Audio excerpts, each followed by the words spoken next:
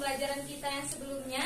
Namun sebelum itu, untuk mendapat keberkahan pada pembelajaran kita, Ibu persilakan kepada William untuk bisa memimpin doa ya untuk teman-temannya. Silakan William. Baik, teman-teman sekalian, saya berdoa menurut agama dan kepercayaan masing-masing. Berdoa dimulai. Selesai.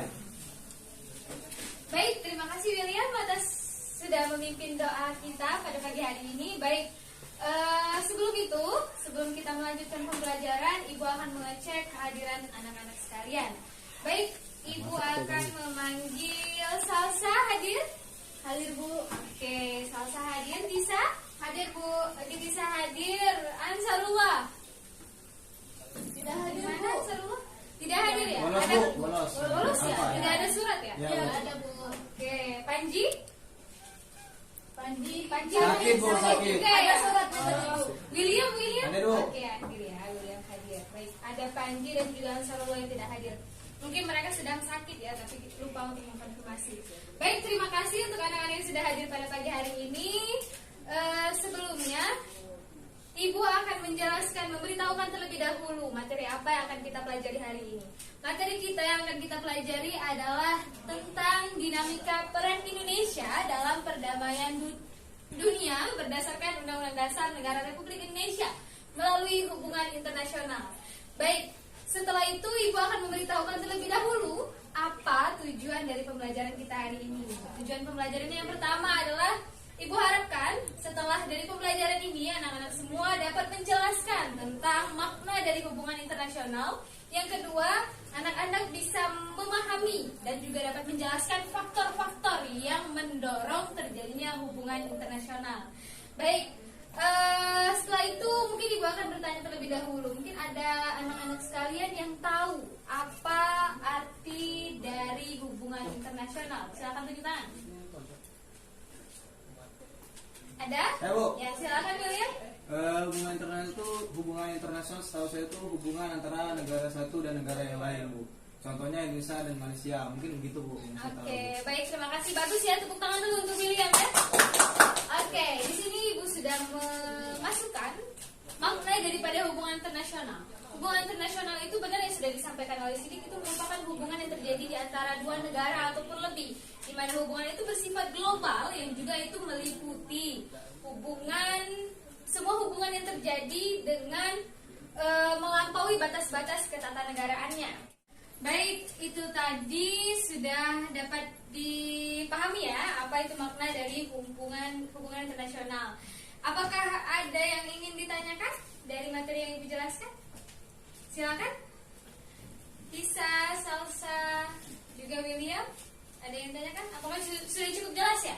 Cukup jelas, Bu, dari Bu, penjelasan Baik, Ibu. sudah cukup jelas. Baik, setelah ini Ibu akan menampilkan sebuah video pembelajaran yang akan membahas tentang faktor internal dan juga faktor eksternal yang mempengaruhi ataupun mendorong hubungan internasional. Silakan disimak, silakan dicatat karena akan ada kaitannya dengan tugas yang akan Ibu berikan.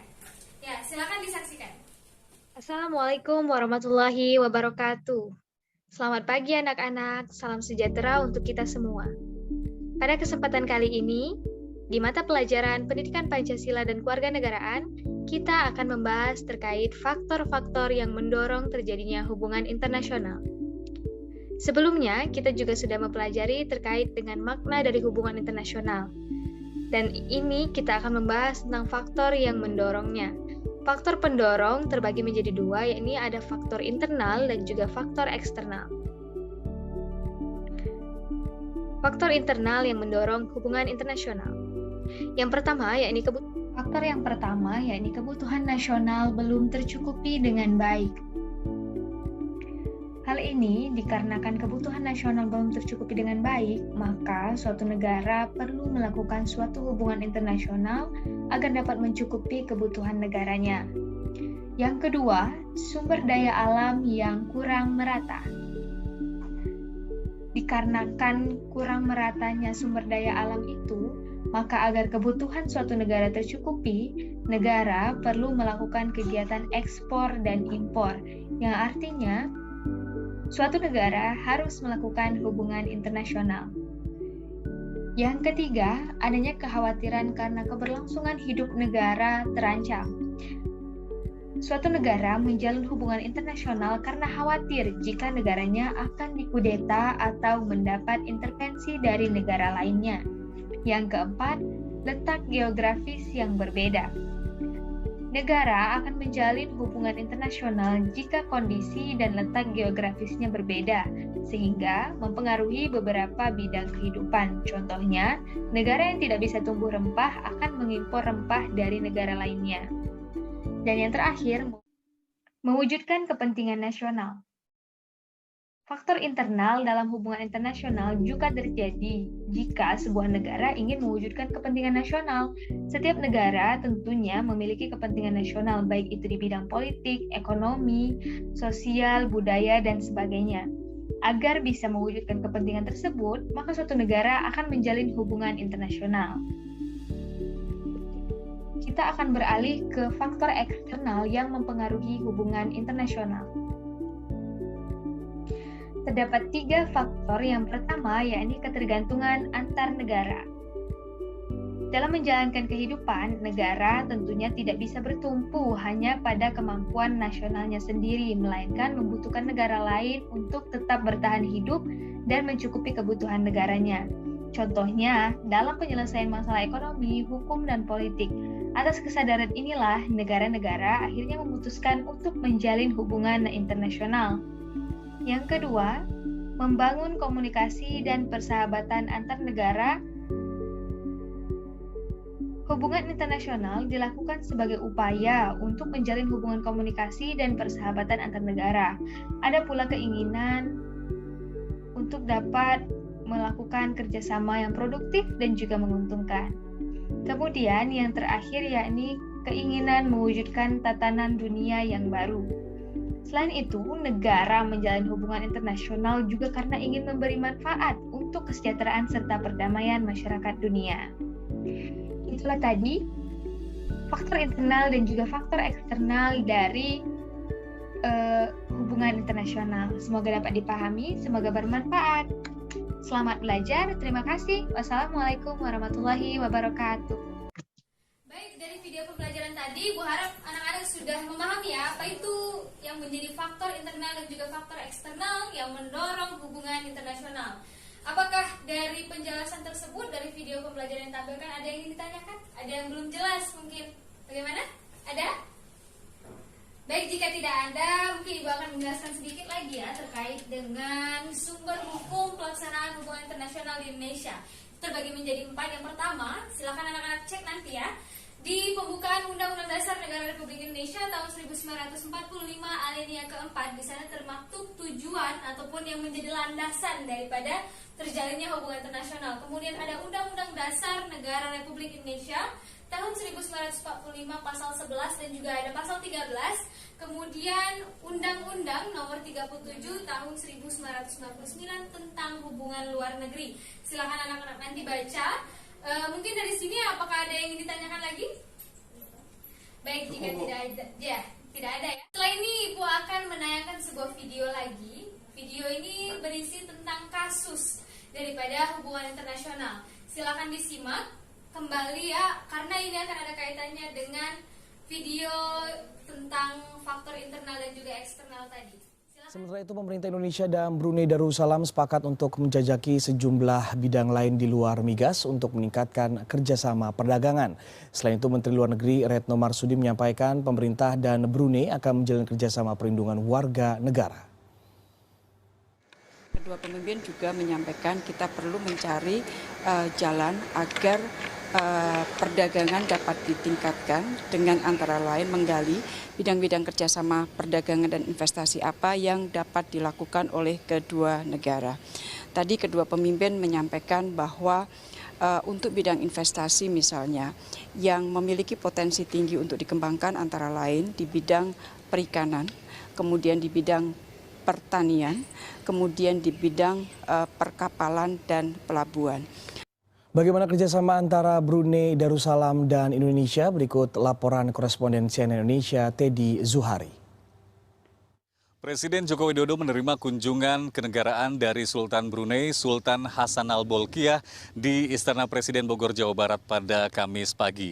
Dan dua kepala negara kemudian melanjutkan pembahasan bilateral yang disampaikan oleh Menteri Luar Negeri Retno Marsudi usai acara tersebut. Di mana disebutkan kedua kepala negara ini membahas dua fokus utama, yaitu perekonomian dan juga masalah ketenagakerjaan. Untuk masalah perekonomian sendiri disebutkan bahwa memang terjadi penurunan nilai perdagangan antara Brunei dan Indonesia. Namun Retno Marsudi menekankan bahwa bukan volumenya yang turun, melainkan hanya nilainya saja. Ini pun juga karena dampak dari nilai minyak mentah dunia yang turun dan otomatis nilai perdagangan antara Brunei dan Indonesia di sektor migas juga terkena dampaknya. Untuk itulah menurut Retno, kedua kepala negara mencoba menggali bidang-bidang lain yang disebutkan mungkin dianggap dapat meningkatkan nilai kerjasama antara Indonesia dan Brunei.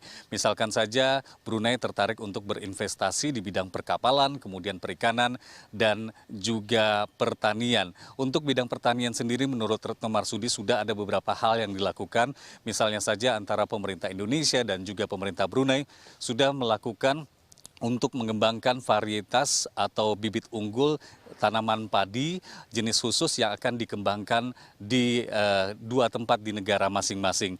Dan juga selain itu menurut Retno Marsudi untuk meningkatkan perekonomian juga ada hal lain yang akan dilakukan, yaitu pemerintah Brunei tertarik untuk membeli peralatan alutsista atau peralatan alat utama sistem tahanan dari Indonesia. Selain mengenai masalah perekonomian tadi yang saya sebutkan, yang angkanya pada tahun 2017 nilai perdagangan Indonesia dan Brunei berada di angka 107 juta dolar Amerika Serikat ini, juga pemerintah Indonesia dan Brunei membahas mengenai masalah ketenaga kerjaan. Di antaranya mengenai ada sekitar 80.000 warga negara Indonesia yang saat ini berada di Brunei Darussalam, dan kedua negara ini sepakat untuk membahas nota kesepahaman tentang penempatan dan perlindungan WNI di.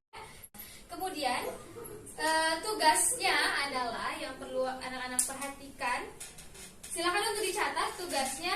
Jika nanti ada yang ditanyakan, silakan disampaikan. Silakan anak-anak menganalisis faktor internal dan juga faktor eksternal yang terdapat di dalam video kasus yang sudah ditayangkan tadi terkait dengan yang mempengaruhi daripada hubungan internasional. Silakan untuk didiskusikan, kalian boleh berdiskusi, namun tidak untuk saling mencontek ya. Silakan untuk berdiskusi, berpartisipasi aktif. Kemudian hasil dari diskusi kita anak-anak hari ini akan kita bahas di pertemuan berikutnya. Baik, apakah dari tugas tersebut ada yang ingin ditanyakan? Ada yang kurang jelas? Sebenarnya Bu, Ya, silakan Bu ya. apakah dari kasus diberikan contoh juga Bu? Ya boleh, dengan akan sangat baik jika disertakan contoh. Silakan untuk dijelaskan, silakan untuk dijabarkan ya. Minggu depan kita akan presentasikan dan akan kita diskusikan kembali. Baik, mungkin itu saja pertemuan kita hari ini. Itulah tadi pembelajaran kita mengenai hubungan internasional, bahwa hubungan ini adalah hubungan yang terjadi antar satu negara dengan negara lain, baik dengan satu negara ataupun dengan berbagai negara. Di sana terdapat hubungan yang saling melengkapi satu sama lain, di mana terdapat timbal balik antara beberapa negara yang terjalin dalam hubungan internasional tersebut. Baik, mungkin itu saja pembelajaran kita hari ini. Jikalau ada yang ingin ditanyakan, sekali lagi Bu tanya, ada yang ingin ditanyakan?